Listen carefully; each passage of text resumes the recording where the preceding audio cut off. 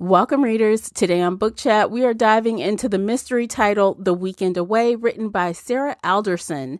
We are also talking about its Netflix original movie adaptation. Stay tuned. Today's episode is brought to you by the Cordoba Agency series written by Delaney Diamond.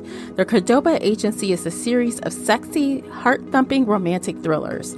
There are 3 books available and the 4th on the way this spring. Book 1, Until Now, introduces Cruz and Shanice. A simple, off-the-books assignment becomes the race of life and death. Cruz's story continues in Book 2, Until Death, when the best laid plans can still go awry in the most terrifying way. Heart Stealer, Book 3, introduces us to Raheem. The last thing he wants to do is play bodyguard to the woman who broke his heart. Book 4 in series will release this spring. The series is available now in print and audiobook from your favorite bookseller. Buy Delaney Diamond's audiobooks direct and get up to 50% off. Visit DelaneyDiamond.com to take advantage of that Authors Direct audiobook discount. The link is also in the show notes.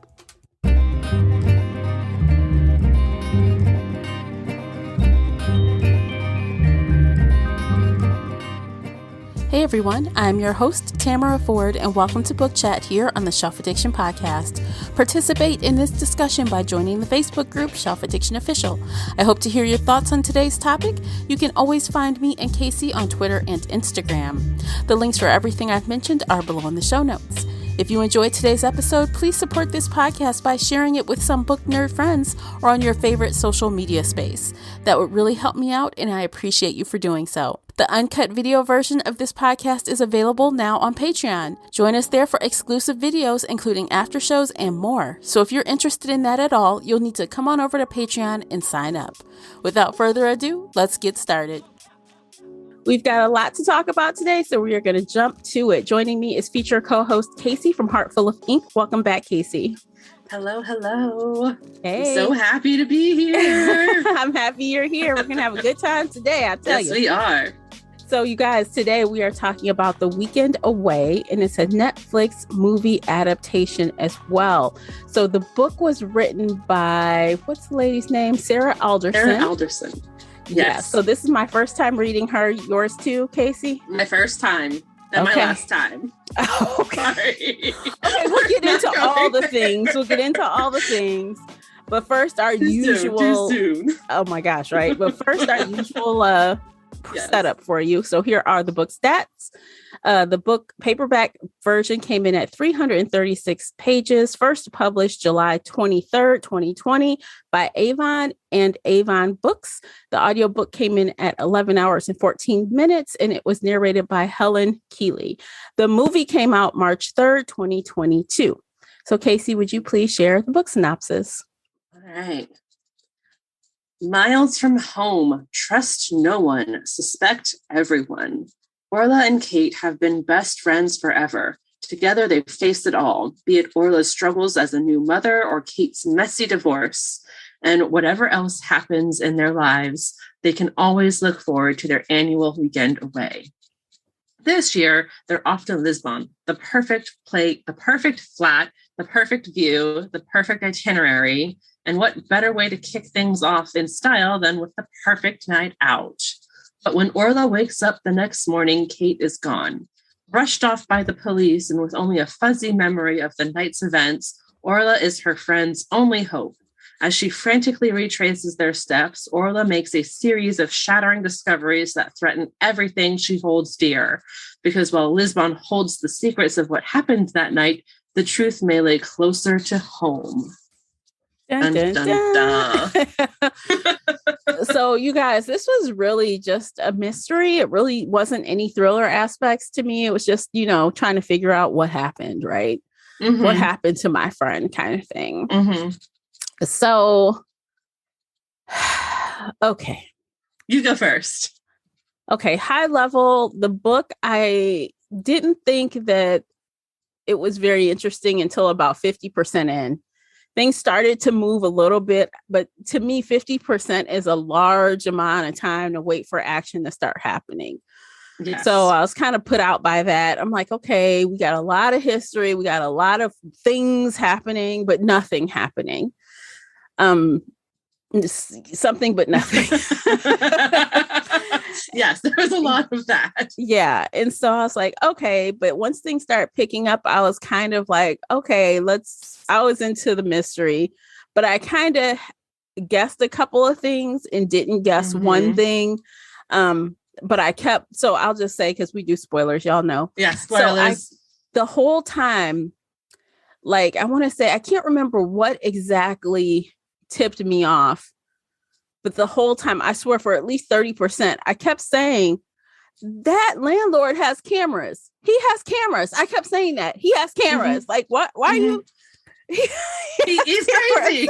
He's stalking you. He's watching you. Right. And I'm like, okay, so that was annoying me. And then when the guy that she was hanging out with, the Uber driver in the book, in the movie, he was a taxi driver. But there were changes, you guys. There were changes. Yeah. But there were a lot of changes, but we'll talk about that in a minute. But you know, when he's like brought up to her, but what about your husband? You know, could your husband do it? I'm like, of course he did. Of course he did. Of course he did. Yeah. And it's Makes like, total sense. And that's the only other thing it can make sense. And then when we had that kind of throwaway like guy, like the police officer, I'm like, he didn't quite hit. And then when it came back around, I'm like, told you, knew it. Yep. But the end, I was like, I literally, you guys, if you follow me on Goodreads, I put after I was finished, I'm like, that's how it ends. I was like, ew. So the movie gave us a much more satisfactory ending. The book was like, what? Is this going to be a second book or something? Like, you just end it like that? And by like that, I mean, you know, what's the girl's name? Ola or whatever. Orla. Yeah. Orla. She realizes that her husband is the murderer. And then she turns around to look for him, but he's gone. With her baby. With her baby. He's gone. You're like, he didn't even want the baby. So walk after him. Like he's 20 feet, 100 feet away from you. Just start walking. It made it seem like he had just vanished. Like, you know, like he had ran away with the baby. That was like the feeling the book gave me. And I'm like, is that what happened or not? I don't know. I didn't even think he wanted the baby in the first place. He didn't. So but I guess maybe once the baby was there, he wanted the baby. I don't know. I don't know, y'all. So anyway, that was my high level. What about yours? This book made me laugh, and not in a good way, but that's the only nice thing I can say about it. I'm sorry. There are so many plot holes. There's so many inconsistencies. Nobody was a good person. Like both Orla and Kate are terrible people, and I wanted to bitch slap both of them. Yep. It was boring. Like the first half of the book was boring, like you said. At about 50%, it started picking up, but it was still so bad, and there's so many plot holes. They're just. We're gonna bring back Casey's favorite plot hole game. Ooh, yay! For this book, because there's so many plot holes. I feel like there were even more in the movie than in the book, but we'll rip them apart. Yes, but yeah, no, that's my high level. Is that it made me laugh, but I wasn't laughing in a good way. I was more like when we found out the Uber driver was part of the mafia. I almost fell out of my chair. I was laughing so hard. What? Okay. The freaking mafia? Is he a secret billionaire prince too? Are we going to get some absurd fairy tale next? What is happening? I mean, honestly, we never, unless I missed it, we never really got the real motivation for him helping her unless he just liked her. He liked her. He thought she was cute. That she reminded her, or of she reminded him of his dead wife. I don't buy it. That's some bullshit. I think it was that she's a pretty helpless woman and he just wants to feel like the big savior. Yeah, because he did say that. But I guess it just rolled off my back because I'm like, nah, I don't know if I believe it. Yeah, but okay. It's the dead wife thing that, she's just the dead wife reincarnated. You remind me of my dead wife, so I want to help you. So I'm going to threaten a whole bunch of people, I'm part of the mafia, but not really part of the mafia. I'm just like the doctor part of the mafia, but I can threaten people. See, so, you know. And he was going around threatening people in Polish or whatever language they were speaking. And because Lisbon is in, it's in, where is it? I kept forgetting because it's in Portugal. Yeah, that makes sense. I'm like, I just got finished looking up stuff on Lisbon because a lot of Americans go to Lisbon to retire early. That's a hot spot. Yeah. So anyway, I'm like, this dude, he just going around cursing people out, threatening to bodily harm. You know, this book was so bad. I can't. Okay, so look, I wondered, you guys, if you've listened to us, then you kind of already know Casey, this isn't her wheelhouse usually. She doesn't really read anything like this. So I couldn't help but wonder off the rip if she would have some, feelings about it anyway, because it's not romance. What do you think? Did you go into it with any kind of pre misgivings or conceptions about things because of the genre? No, because I was excited to try a thriller. Like you said, this wasn't really a thriller. It was more of a mystery of like solve the drunk night. So yeah. But I mean, right off the bat, chapter 1 and chapter 2, when Orla and Kate are hanging out, I wanted to strangle both girls. They were awful people. Like, before anything even happened, Orla was being a horrible friend. Kate's like, maybe I want to have a baby someday. I froze some of my eggs. And Orla inside her head is like, oh my God, you could never be a mother. Only I get to be a mother. You're a terrible person, even though I've been friends with you for over 20 years. Like, screw you for wanting to be a mother. And I was like, wow, you're a bitch. Which is funny because I didn't even read it like that. I read it like she thinks that Kate is so wild, she could never be a mother. Like, she made a comment like, can you even basically stop drinking for 9 months? Like, she made a comment like that. I'm like, and I was like, damn, that's no, their friendship should have ended 20 years ago. They are frenemies. Like, it was a horrible, toxic. They're classic frenemies. You know that term, right? Like, you're friends, but it's really fake friends because you're more enemies than friends. Yes, that's exactly what they were. And so I had, like, right off the bat, I was not invested in either of them. I think if they had been different people and I was invested in them, I would have felt more for this book. But I think it's the author and the style of her writing and her characters and plot holes. We're going to get into these plot holes. There are too many plot holes. You know what? Let's break it down. Like, okay, so high level, the plot is very well kind of explained in the synopsis. So Orla and Kate, they have a weekend away for some reason. We really don't know why they're having the weekend away. I guess they haven't done it in a really long time, but they're not celebrating anything. There's no special occasion. They're just friends going away for a weekend. Orla's relationship is meh, we're not having too much sex. We're not doing meh, baby. I might have like postpartum. I'm feeling a little depressed. So she's got that going on. And then Kate's just like, let's just have a good time this weekend. Let's wild out and let's do drugs and get drunk and meet boys and just do the thing. And Orla's like, bitch, I'm tired. I want to go to sleep. So automatically, they're already kind of like got different ideas of what this weekend was going to be. And it seems kind of to me like it was a setup on Kate's part because they had plans to go bike riding. They had plans to do all this stuff. And then when she gets there, Kate's like, fuck all those plans. We doing this. I'm like, that would have pissed me off if that was my quote unquote friend. Absolutely. And so for that whole first day, before Kate really finds out anything, and she's just wandering around going, where's my friend? My original theory was that Kate was like trying to fake a disappearance Then once she calls the ex-husband and the mother and everybody, and they're like, oh yeah, no, she just disappears like that. I was like, damn it, my theory is wrong. Mm-hmm. But yeah, for that whole like first, 20-30%, I was like, oh yeah, no, she's just faking it. She just wanted to like hype it up and then disappear. Yeah. For whatever reason. And no, it's like just cause her trauma, it seemed like, Because I'm like, well, okay, so they're at the bar, y'all. So they're at the bar.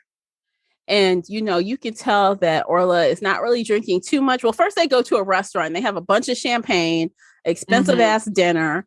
Kate says it's all courtesy of her ex-husband, who is a cheater, and he deserves to pay this bill.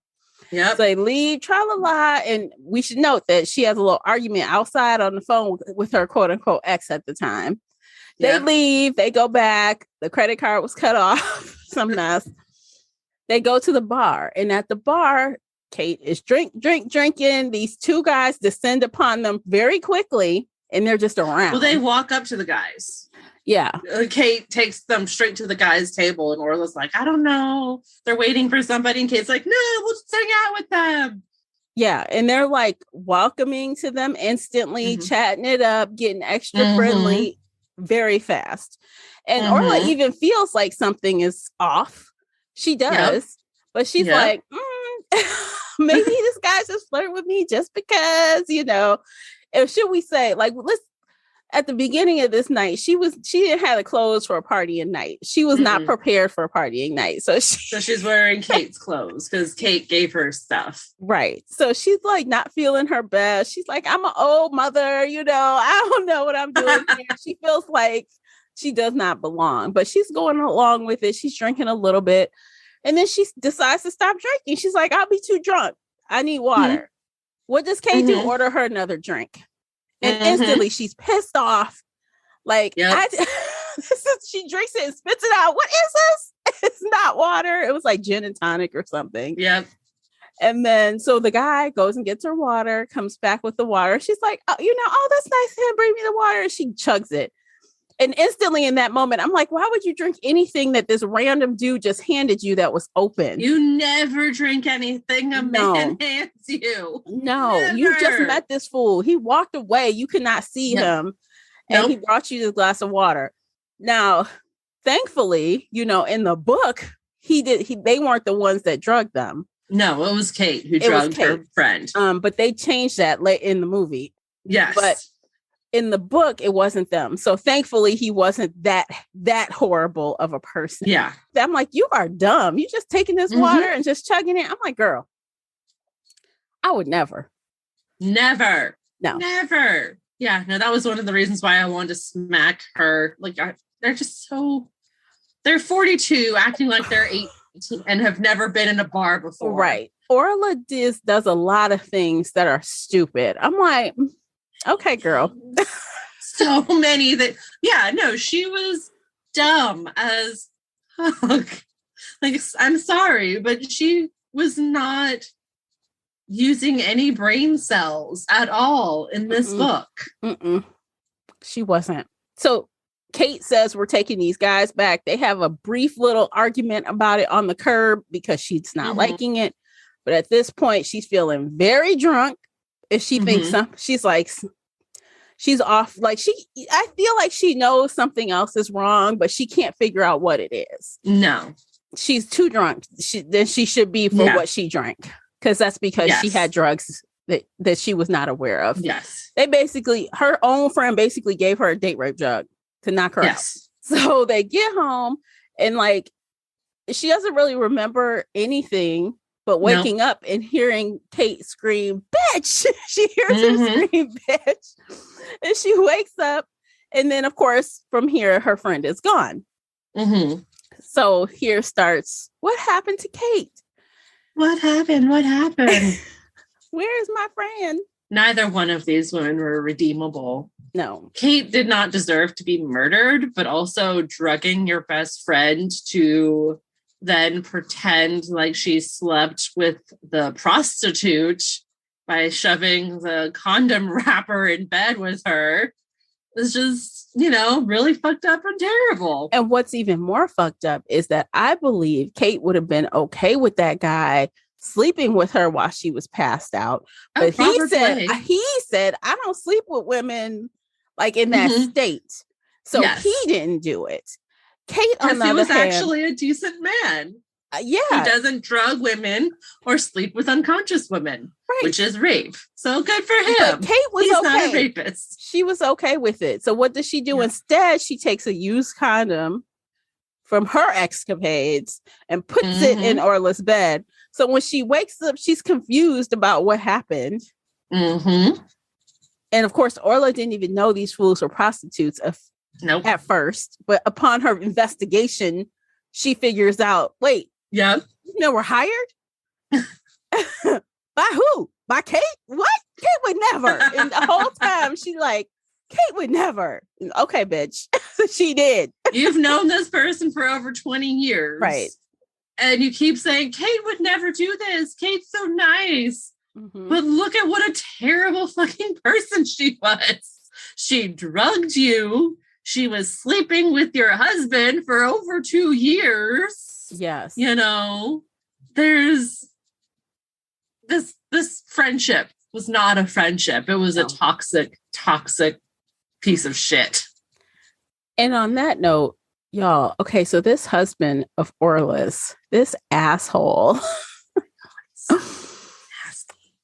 he like making little of like Kate being gone. Oh, I'm sure she'll be back. Go out and enjoy the day, whatever. And then when she turns up, missing, like legit missing, like something is really wrong.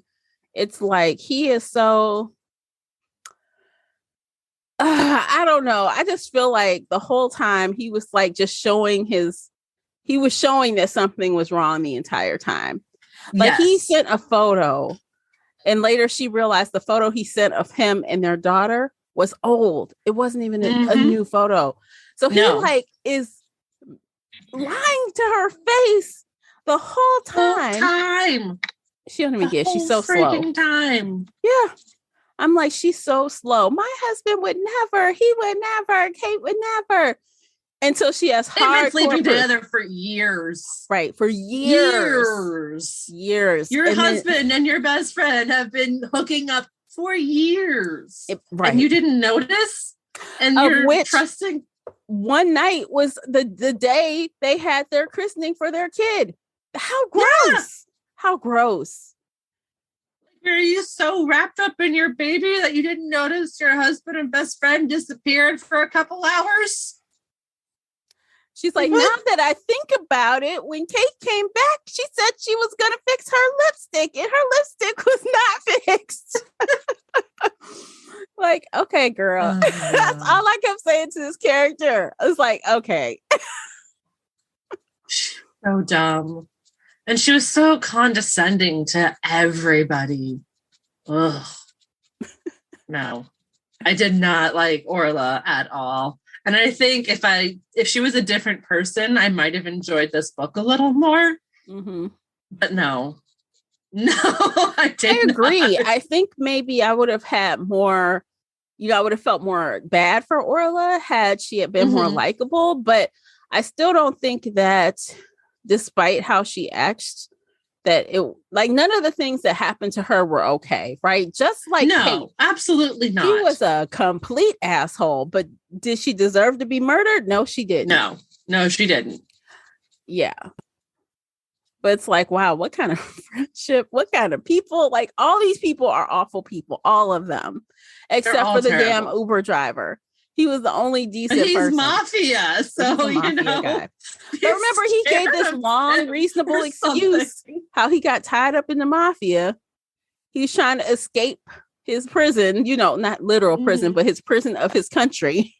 Yeah, his war-torn country. And he was almost a doctor, so he's not really mafia. He's just like the doctor to the mafia. The mafia's doctor, fixing up their bullet wounds and such. But, he can go around threatening people and it's totally fine. He's like, I've seen them do it 1,000,000 times. I know how to do it. When I tell you, I fell out of my chair laughing so hard because they're like, do you know he's mafia? And I'm just like, I can't take it with this. Orla's like, what? What do you mean? I don't understand the whole thing. Like, even the prostitute, she was like, she was like what? Like, I didn't know that was a thing. Like, they were hired? Like, she did not understand. He like, yes. Yeah. Yes. They were paid to have sex because that's what they do. And then she had the nerve to feel like her feelings were hurt because she actually thought the one guy might have just been interested in her, but he was paid to be interested in her. Ego crushed a little bit, but what's she gonna do? It's funny. Yeah, no, it's I can't even with this book. So another part of the book that I, because I kind of have been into some luxury bags in the recent history. I haven't watched a lot of things about luxury bags. Not like I'll ever own one, at least not for some years to come. Maybe when I become a millionaire, I'll buy one. But in the book, she had a Hermes Birkin that the prostitute stole. And that was like the catalyst to get Kate out of that apartment because she went chasing after them for this bag, which I don't blame her. They start around 15 grand. Yeah. And they stole her. They stole her everything in it, including her cell phones. They took everything. And she went running out. Her wallet, her passport. Yeah. Which is really fucking dumb on their part because of course she's going to goddamn chase you. Like if you're going to take the bag, leave the passport so she can leave the country. Like I would leave. What are you going to do with this woman's passport? I know.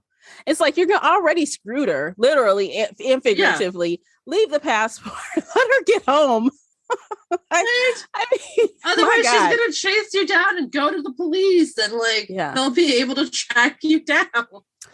Well, and this is another thing that doesn't make quite sense to me because I know full well people who walk around with Birkin bags have them things insured. Because you gonna walk around with 15 grand or 20 grand on your shoulder, you're gonna have that thing insured. I'm sorry. Oh hell yeah. There's no way. So for the movie though, they dialed it back a little bit and gave her a 10 grand Christian Dior instead of the Hermes Birkin. Yeah. She picked that bag probably because they couldn't even find a good wait a minute, that's a Christian Dior. That's not a Birkin. So, okay, girl. They changed it. Like 10 grand is much more relatable than 15 grand. Is it though? I don't know. No, it's not. I'm like, but wait, what 10 grand? Because that's how much they said it was worth in the movie. But I'm like, what Christian Dior bag is 10 grand? I've seen some 5, 6, 7, but I've never heard of a 10 grand Christian Dior bag. Well, they did say it was 10,000 euros. Yeah. So maybe with the conversion rate, it's 7,000 or 8,000 American dollars and 10,000 euros. I don't know. I don't know. Like I said, I guess nobody on set was willing to let them borrow their Birkin to record that. No. But somehow they pulled out a Christian Dior bag. And I'm like, it wasn't even a cute one. They could have gave her like a Lady Dior or something. I'm like, that bag is ugly. Yeah, no, it was a really ugly bag. I don't know. But okay, y'all, this is a great time to take a quick break. Check out the commercials. By listening to those, you support the show. Also, feel free to hop on over to Amazon and check out the book review journal and the book review notebook, both available right now on Amazon. So give those a look, check them out, and come right back and we'll finish this conversation. Stay with us. Today's episode is brought to you by the Shelf Addiction merch store. Check out all the bookish t-shirts, notebooks, mugs, and more. Don't miss out on these original designs, perfect for any book nerd. Support the podcast and visit shelfaddiction.com/merch and pick up your next favorite bookish item. So now that we're done talking about the bag, we are back. Yes. Me and bags. I swear it's a thing. I got that thing going on. It's a hot topic for me right now, even though I'm like, I'm never going to buy one of those bags. Like I can't. I love purses, but I will never spend $15,000 on one. I'll buy myself a car for that much money. You know what? You say that now, but let you be suddenly very wealthy tomorrow. Okay. Yeah. No, if I was suddenly like a millionaire, yeah, I might drop some money on a good purse. Because when 15 grand feels like $150, you're not going to be like that. Yeah, this is very true. I'm very poor. Yeah, that's why I'm all like, it's to scale, right? Like I try to understand, but that's why you don't see people walking around with those bags every day, because most regular folk can't afford those bags. But yeah. Anywho, so let's do some movie comparisons, shall we? Or do you want to do Casey's favorite plot hole? Let's do your plot holes first, and then we'll switch gears. Because I have some good ones. Some good. Okay, hit me with the first one. Okay, so the first one is with these prostitutes. Mm-hmm. So did we ever figure out if prostitution was illegal in Portugal? Because Orla was like, is it illegal? Is it not illegal? I don't know. I could have Googled it, but I didn't Google it. I'm going to Google it. I feel like Google in the book, it was never clarified I think they assumed it was, or Orla assumed it was, which is why she didn't tell the police. Okay. Well, these two male sex workers use their real names as the sex workers. And then they tell their clients about their real job in the regular world, not the sex world, but that they're website designers. Mm-hmm. And so when Orla is trying to find these men, she calls the agency. The agent gives out their real names, and Orla's like, oh yeah, let me type their names and website designer into Google. And then she found their business website. She found their Instagram and their Facebook. And, if she did a little more digging, she could probably find their mothers and their whole families. And I was like, sex workers never give out their real fucking names. No. The agency would never give out their real fucking names. They would never tell you what their real job was. You would never be able to find their website design. They would make up a job before they told you. Right. None of that would have been possible or should have been possible. Yeah. I Absolutely agree. not. I call complete bullshit on that whole subplot. Yeah. Most people you'd think would give a fake name, right? Yes. At the very least. And so like your working name is one name. Mm-hmm. And then you never tell what you really do. Like, no. If you're a website designer, you'd be like, oh yeah, no, I'm a vet in real life or something. Like, yeah, you make up a story for yourself. Separate. Yeah, because it's fantasy, right? You don't want to mix your real life with that. I wouldn't think you don't. And again, anybody could just find you by typing your first name and designer into Google, and then all of a sudden, there's your Facebook, Instagram, LinkedIn. Especially if you don't have a regular name like Joe. Yeah. Or John. You know what I mean? Like you got a unique name. Okay, so just for your FYI, selling sex is legal in Portugal, but the procuring law is so wide that it criminalizes the renting of an apartment to a sex worker, which affects indoor sex workers. It is also illegal for sex workers to work together in indoor cooperatives. Working on the streets is legal. So, yeah. So I guess you can't bring people to brothels are illegal. Sounds like. Hey, good to know. Because I was just like, I don't know if it's illegal or not, but, which is hilarious because I mean, don't, if I ever go to Lisbon, any guy that tries to approach me, I would assume is a prostitute trying to get paid. So get away from me. Get away. What you're saying is that we need a weekend away, but we will stay away from the prostitutes. We will stay away from the prostitutes. 100%. And we will not drink any drinks handed to us from the men. No. And we won't drug each other. Like, oh my God. No way. fiasco. Okay, so that was a very good plot hole. So yes. What's another one?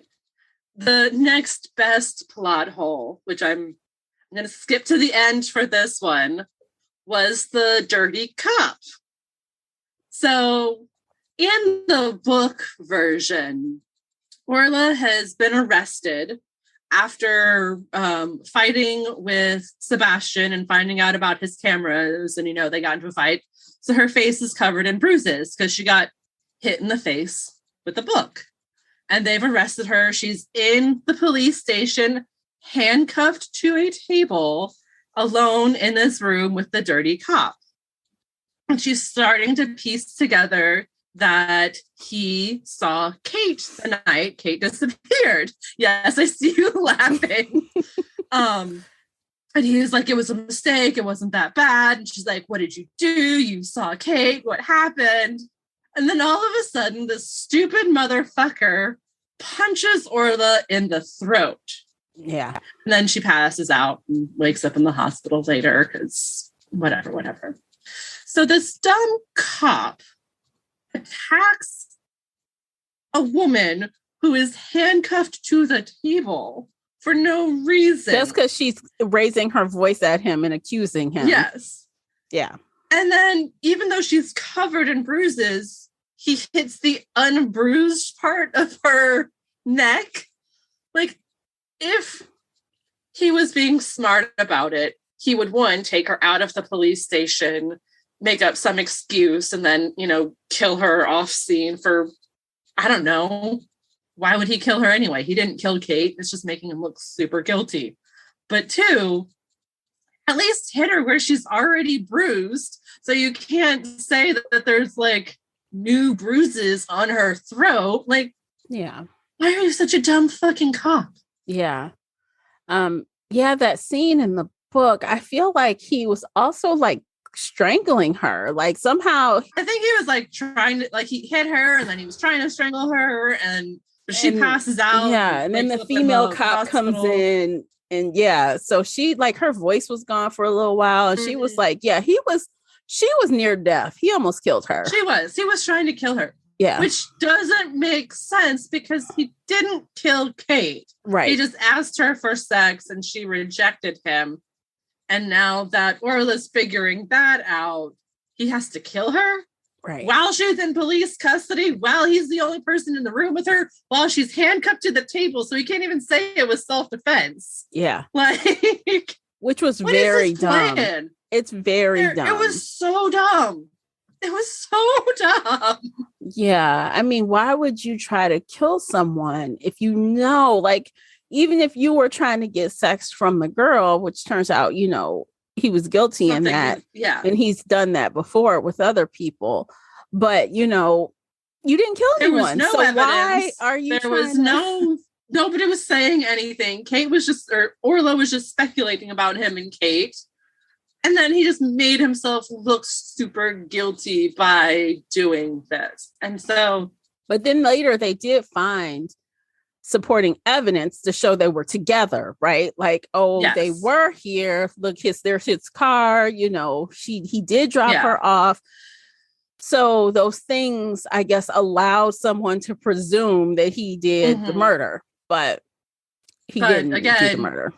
Attacking Orla makes you look so much more guilty. It does. And if you did kill Orla, then, double homicide. What are you doing?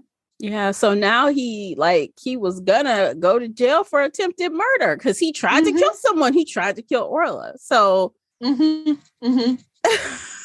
now you're really going to jail when you didn't have to at all. No. So yeah, you probably would have been suspended for some bad behavior, but you wouldn't be going to jail. No. And that's why you should actively be trying to find whoever actually killed her because you didn't do it and you don't want to go to jail. Yeah, which is weird. Like, these cops were not even acting like cops. They were just like, I didn't feel any cop vibes off of them. They were just working off of things that people told them. And they had, what is the word for that? They were trying to do, it was right on the tip of my tongue before we started this conversation. It's like they had a killer who they wanted, and now they're trying to make evidence support that, right? So they had already thought, okay, she did it. Now let's find evidence to support why she did it. Not let's actually try to find the killer, which is dumb because I know he wanted to hide that he had any interaction with her at all, but all the more reason to find the killer because that would remove him. Exactly. Because he knew he didn't kill her. Like, he knows he's innocent. And it's your job as a detective to find out who actually killed her. I thought of it. Confirmation bias. That's the term. Yes. I'm like, oh, there it is. It just plucked out of my head. There it is. So, but yeah, that didn't make sense. And then the female cop, like, at least in the movie, the female cop seemed like she was somewhat sympathetic at the beginning. But the female cop in the book, she was just like on this roller coaster with him. Like she had no difference of opinion at all. Like she wasn't trying to see anything from a different point of view. She was just rolling with all the bullshit. Like, this is stupid. No, it was just like, oh, your friend disappeared with her purse and her passport. She's left you. Fine. Yeah. Gone.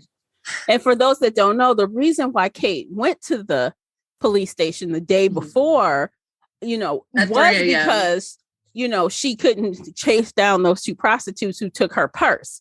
So the cab driver at the time, or taxi driver, took her to the police station, and she tried to report her purse stolen to that same police officer who didn't file the report.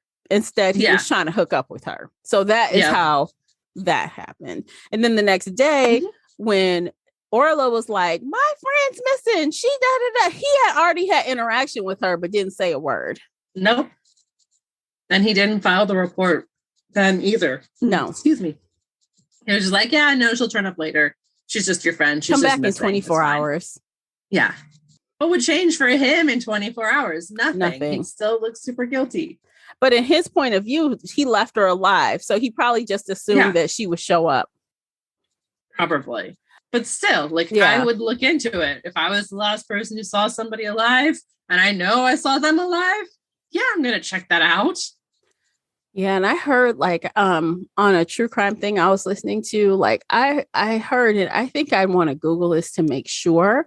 But when people when cops tell you to wait 24 hours, that's not like a real thing. Like you don't have to literally wait 24 hours. You need to insist to file the missing persons as soon as you feel it's legitimate. You know what I'm saying? That 24 hours thing, they usually say that about adults, but that's not like a hard and fast rule. I think they just don't want to file paperwork because a lot of the times people do show up, right? A lot of the time people do show up, but sometimes they don't. And then you've lost 24 hours. Yes. Which is wild. Yeah, especially like this situation, you're in another country. Why in the fuck would she just walk off? You know what I'm saying? That does not make sense. That doesn't make sense on any level. Like, so my original working theory was that she was trying to get away from the divorce and her ex-husband. Like in that first day when nobody has talked to Kate yet. I was like, okay, so maybe like she's definitely set this up and she's planned something. And I think she's like planned to get away and just disappear. And, this is going to be a weird plot twist. But no, as soon as Orla started calling Kate's ex-husband and mother, and they're like, oh yeah, no, she just disappears like this. I was like, God damn it. My theory is wrong. Yeah, I thought at first, like, maybe she was just similar to you. I thought she was just trying to, I don't know, like just run away from it all. But I'm like, or maybe I just had a hard time. I'm like, I don't know why she would just leave her girl like that. Like, because they weren't really close and they weren't really good. And in that first chapter, she kept saying things like, we're best friends and I love you forever. Don't ever forget that. And I was like, okay, so she's definitely setting something up. Is she going to run away? And in the end, you guys, what she was setting up is like, look, we're friends, but I'm about to tell you something awful. I'm going to steal your husband and your baby. Well, she was going to tell her about the affair. And we know that because it comes out like the husband, the husband was the one that killed her, Orla's husband killed Kate. Yes. But we because found out their affair. Right. But we found out the whole time that she said she was talking to her ex, she was arguing with Orla's husband. He's like, don't tell Kate. Don't, he's trying to persuade her to keep the secret. And she's over it. So I think, she's over it. Like, I think she was going to tell, but then that kind of conflicts with her plan. So I guess she wanted Orla to feel like, well, if she cheated and, Rob or whatever his name was, he finds out you cheated, then he'll leave you and be free to be with me. But at the same time, I'm still going to tell you about that. Doesn't really jive. Like, you either want her to cheat and then be found out and then they separate and you be the innocent one. Or you're going to admit what happened. I don't see how both of those stories can exist at the same time. That was one of the minor plot holes that was bothering me the whole time, because like, what was Kate's plan? She talked about wanting a baby. She talked about moving to the suburbs. In one of the text messages, Rob was like, I can't leave Marlo. And Kate was like, well, the three of us can be together or whatever. Like, it was definitely like just get rid of Orla and I'll move right in. I'll be the baby mama. It's fine. And no, because they'd been sleeping together for years while Orla was going through IFV. And Rob didn't want her to do the third round of IFV, but Orla did it anyway. And that's when she got pregnant, and she was like, and he was so upset, or he was really quiet. And because he was just about to leave her. He had decided the text messages reveals this, because Orla gets access to Kate's text messages and she reads all these messages. So it turns out he was about to leave her at that point. And then she's like, I'm pregnant. And he's like, fuck, I can't leave now. I'm sorry. I'm sorry, Kate. I can't, know. And that's when Kate was like, I'll be baby mama. Yeah. Move me in. I will drug her and set her up with a prostitute. And then you guys can split up and I can move right in. Yeah. Which, again, conflicts with why in the fuck would he be begging you not to tell her unless you were just pulling his chain? She might have just been pulling his chain. And he said something about, how Kate wanted to feel power over him. And that's why he came running over on Friday night, which was a whole other weird thing. Like, yeah, like this is another thing about Kate's character. So the whole time at the beginning, we've been told that Kate's husband is a cheater. That's why she's getting divorced. She hates all these things about him. That's why she's spending up all his money. And then when the husband talks to to Orla, he goes, we haven't talked in weeks. Yeah. Like, you don't really know what's been going on, do you? Basically, she told you it was my fault, didn't she? But actually, he pretty much confesses that he's known about this. He just didn't want to blow up her marriage, Yeah. Which is, I feel like a way about that too. Like, what you mean you wouldn't want to blow? Okay, so if my husband was cheating with my friend's wife, let's say I had a guy friend and he was cheating with his wife, I would totally tell him. I would blow they shit up, because I wouldn't let them keep doing it. Fuck that. No, because they kept doing it and they kept doing it and they kept doing it and they hooked up with the friggin' cushioning. Like, I mean, even if he was a casual friend in passing or whatever, I would still go and say, hey, my motherfucking husband has been sleeping with your motherfucking wife. And I found out. I would totally rat them out. Yes. Like, everybody shit's fucked up, not just me. But nobody told Orla. I didn't really grasp that. I mean, maybe that's a man thing to do. I don't know. You gonna let your ex-wife or soon to be ex-wife keep carrying on with her shenanigans and her friendship and act like everything's okay? Yeah. And it's so twisted and awful. So that's like, he's like sleeping with his best friend's wife, like if it was reversed. Mm-hmm. What the fuck? No, that's not okay. That's not how I just don't understand that. So that was kind of also kind of wishy-washy to me as well, that explanation. Yeah. No, it was stupid. Yeah. It was one of those minor plot holes that didn't make the cut. I was like, yeah, no. It just didn't none jive. Of this stuff made sense. Like, it really didn't. Even Rob flying over on Friday night did not make sense because, like, what the fuck are you going to do? Yeah, and he had just told her on the phone, like, you're due back tomorrow. Oh, you mean when he killed her before? Yeah, when he killed her on Friday night and then flying over again to be there with Orla. And, like, no, like, either... Look, I don't know how you think you can sneak in and out of a country. You can't. You can't. Especially if you're buying a plane ticket. Your wife is going to find the receipt. You know what? Any fucking plane ticket. Any government too will be able to find a passport where they stamped your passport upon entry, no matter how you got there.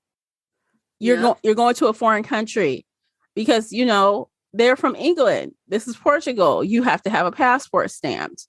And you're right. The wife, and Orla did, like, went into their points account or something. Yeah, and found that he bought the plane ticket. Yeah. And I was just like, of course she did. It takes 2 clicks. Yeah. What did you expect? Right. And then the husband, he was so retarded. Like, so after Orla finds out, she finally talks to him, and he seemed like a limp ass. Like, he like, I'm sorry. I'm like, bitch, I'm sorry. You got me over here looking like I have a motive. Mm-hmm. Are you just gonna let your wife take the blame for this murder? And it seemed like he was gonna let her go down for it. Like he was. Which, if she actually got a lawyer, they would have looked into all the receipts. And look, that's another plot hole that I felt was missing. Was I'm like, the whole time after the first time they told her to come, like, involuntarily come here and answer these questions, I've been like, where's my attorney? Let me get an attorney to meet me there. I'm like, I kept saying, where's your damn attorney? You clearly not broke. Get a damn attorney. Why would your husband not hire an attorney for you or get someone for you if you couldn't do it? You know what I'm saying? Like, you just gonna walk around this bitch without an attorney, just talking to people, get yourself looking like you guilty? At least you got one in the movie. Yeah, I'm like, well, they rectified that kind of in the movie, even though the attorney was like dumb. And like, it was like one scene with the attorney, I feel like. Yeah, no, it was just enough to get her in there to be like, yes, we have a lawyer now, but not enough to, like, actually mean anything. Maybe that's just because in the movie, okay, so this is like a major thing that they changed. In the movie, Orla was Beth, and Beth was American. Mm-hmm. They changed so many names, and it was so, like, they changed so many tiny details. Yes, she was American instead of Irish. They changed her name to Beth instead of Orla. The baby's name was Marlo in the book and Astor in the movie. Yeah, which was pointless. You could have kept Marlo. It doesn't matter. Yeah. Kate's ex-husband was Jay in the movie instead of Toby in the book. Like, it was like, why change the names? These things? Why? Right. But I understand why they would change Orla, because if they wanted her to be American and she didn't want to do an Irish accent, then you might want to change her name to an American name, American sounding name. But all the others didn't need to be changed. No. And that's the only thing that kind of jived with the attorney, because an American be like, give me an attorney. I don't know what a British person or a Irish citizen would do, but Americans be like, I know my rights. Give me a fucking attorney. Give me my attorney. I need my attorney right now. Right. So that was the one thing that kind of jived with them changing her. But all the other changes were like dumb. There was no reason. No, none whatsoever. And they went to Croatia instead of Lisbon. Yeah. Which is, again, so I'm like, Croatia. Like, what's the point of changing the location?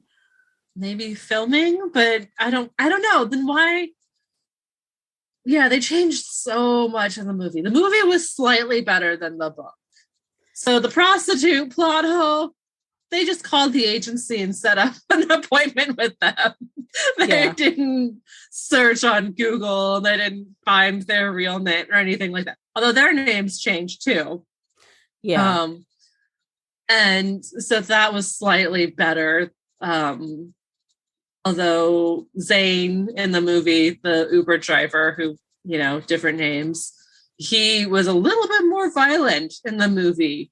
In the book, he just threatened to hit people or punch them in the face. In the book, in the movie, he's holding him off that cliff, like threatening to throw him over. Yeah. He's just like, that makes you look a little guilty. Is this what you did to Kate? Yeah. It's a little more volatile for sure. And I don't know if I think the movie was better. I think they were both meh. I actually had to rewind a couple times. Like I would find myself drifting to my phone and I'm like, oh, wait, I think I missed something important. And I went back like 30 seconds or a minute. I'm like, oh, okay. Yeah. It took me forever to finish the book. I didn't finish the book until like midnight last night. And so I woke up this morning and I was like, all right, I'm going to sit down and watch the movie before we record the podcast. So I made myself like pay attention to it. Mm-hmm. But yeah, it was not something I will ever repeat watch. Yeah. And the Sebastian thing was very, I think, really bad in the movie. I think it came off worse in the movie for him with his cameras and stuff. And the book, he was just as creepy. Yeah. There were definitely a lot more videos of people having sex. Yeah. This one other scene. So there was this one scene, you know how we talked about when the prostitutes came for the meeting. So in the book, they came for the meeting, they sat down, and then Orla approached them from the back and said hello. And then they were like, and they ran. And then Orla, I remember there was this whole sentence about she didn't know what to do. So she was standing there for like a whole minute or something before she decided to give chase after them. Yeah. And in the movie, Orla and Zane or whatever, Beth and Zane were sitting there. And then they turned, they saw them and ran, and then they jumped up and ran after them. So I'm like, well, that made more sense to me than the other little more way. actionable, but yeah. I'm like, what is this? Yeah. In the book, Orla can't seem to like make a decision to save her life. She is wrapped up in her own head, in her own life. She's so involved with whatever she wants to do. And yeah, like she sits there, she's like, should I run after them? My Uber driver just ran after them. Should I go? What do I do? Doug, bitch, run. Oh, yeah. And there was one other thing that I appreciated in the movie that we didn't get in the book. Like when, she said she had been drugged, and she wasn't sure what happened or if she had been, the cop actually asked her in the movie, were you assaulted? Do you know if you were assaulted? Like they had asked more, like she was more caring toward her in the movie at first. And they took her to a goddamn hospital. Yes. And I was like, fucking that's what you're supposed to do. If you have been drugged and you can't remember what happened to you, you want to get your blood tested. You want to have a rape kit. You have to do that. Especially if you're sleeping with a prostitute, you need to know if you're going to get gonorrhea or something else worse or something else. Like, yes, go to a hospital and get tested. The whole book, she's like, and you need proof. Like, I don't remember. They would tell you had ketamine. You know what I'm saying? You were giving ketamine. They would know within 24 hours what was in your blood, what they gave you. Yes. And in the book, she's just stumbling around town like, I don't know. And then she just waited for the people to tell her that they didn't do anything. And she just took it at their word. Yeah. Which is so fucking dumb. Yeah. At least in the book, she's able to see on the camera her friend drugging her. But that was really fucked up and so stupid. And yeah, she did see them like put her in the bed in the movie. So they the walked out. movie softened Kate a lot. They did. Which was good. In the movie, they made out that Kate and him had just recently started that affair, and it wasn't going on for years and years. No, it had only been a couple months. Mm-hmm. And in the flashback, she's like, it was the worst night of my life. It was the biggest mistake ever. I don't want to do it again. I'm going to come clean and tell my friend what happened. And the husband flips out and kills her. Right. So in the book, Kate actually wanted the husband. In the movie, Kate's like, I made a big mistake. So they really did try to make her, like, you're right. They softened her a lot. She did not drug Beth. Right. The guys actually did, because it was the prostitutes. They put the prostitutes drug the people that they're about to sleep with. They don't actually sleep with them. They just steal their stuff and run. Mm-hmm. So that's like a scam. Yeah. How can you stay prostitutes work at an agency where they, I don't know. Like, if you can't remember, they can say, yeah, we slept together. You don't remember? And then you're like, I don't remember. Well, then who took my stuff? I don't know. That doesn't make sense either. It doesn't make sense at all. Like, hey, they call the agency, like, hey, your prostitutes came up in here and all of a sudden all my stuff is gone. Yeah. My stuff is gone. I've been drugged. What's happening? I'm going to sue you. I'm going to tell the police about you. Maybe if they were working their own side gig, but that didn't make sense if they were taking calls through an agency, a modeling agency or whatever. Yeah. No, it made no sense. None of this made sense. No. None of it.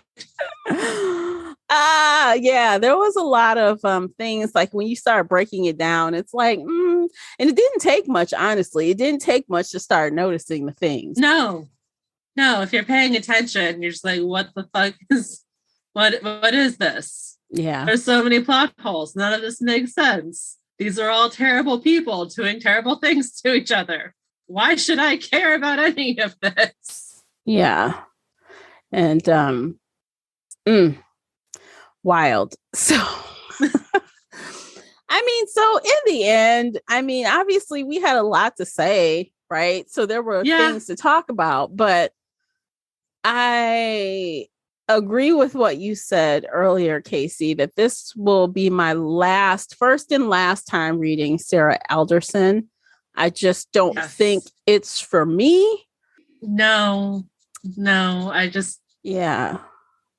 There are too many plot holes. There are too many inconsistencies. There are too many terrible characters. Nobody to root for. It's poor writing and poor editing.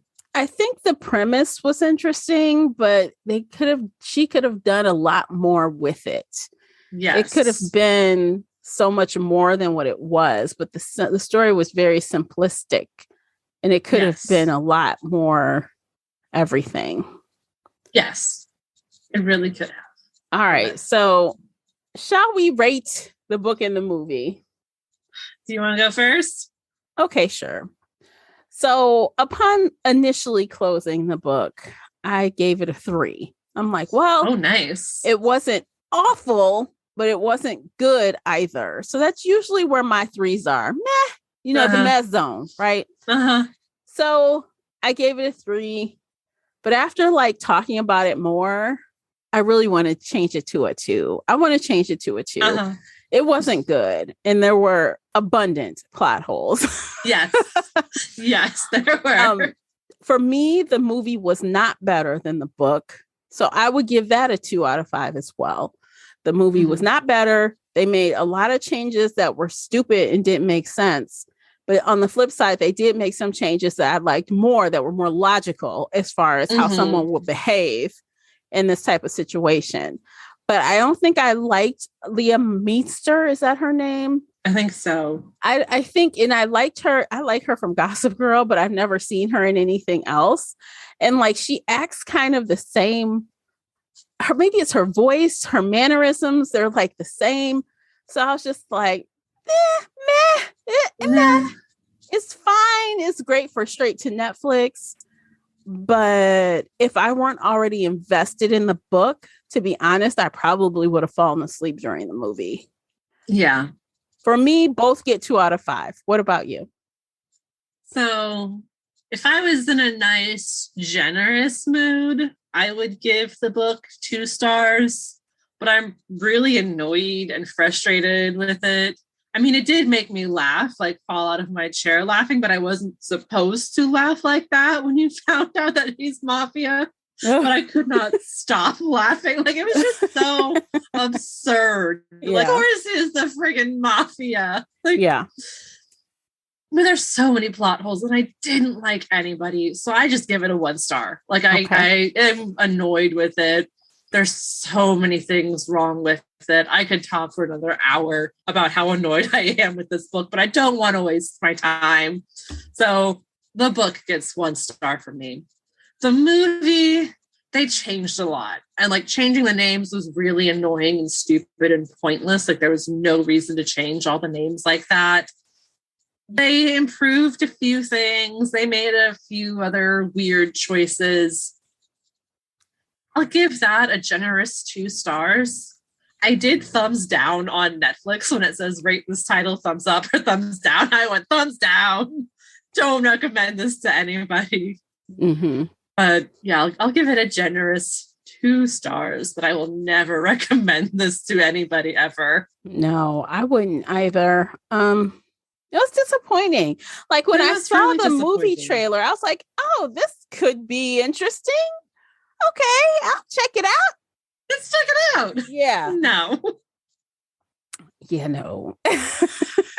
I will read any other thriller you want me to read, but please stop with the plot holes. You know what? I swear, like, I'm like the one time I choose like this type of genre, I'm like, it goes left. And I'm like, oh, of course it wouldn't be a great lot one. Of terrible adaptations for us too. So I know we try, y'all. We try. The thing is though, and as you know, most of you guys are book readers. I know. Yeah, you hope for the best when you pick up a book, and sometimes they're disappointed. Yeah, like it looks good from the outside, but it's not good on the inside. Not on the inside. Yeah, like it has all the markers for a good story, but it just doesn't come together. Yeah. And unfortunately, that's what happened with The Weekend Away.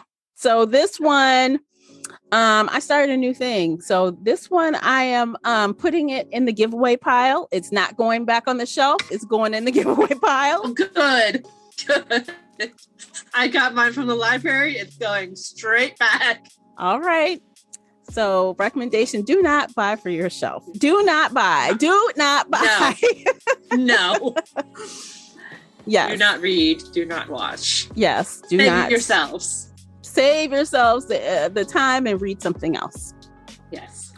All right. I think we're done. What do you think, Casey? I think we're done. Okay. Well, this has been a fun conversation. As always. And I hope you guys return for another one. We'll have something new for you next month on our bookish topic. We'll have something new for you. And we'll catch you guys in the next episode. Until then, take care of yourselves. Bye, guys. Everybody.